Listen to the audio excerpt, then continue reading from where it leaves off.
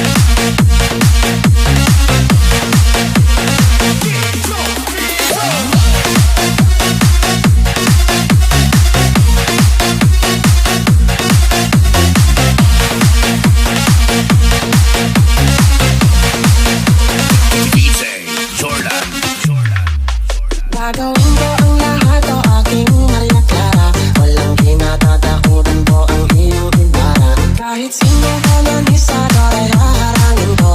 Ultimo bala ni Padre Salvi, ako sasalo.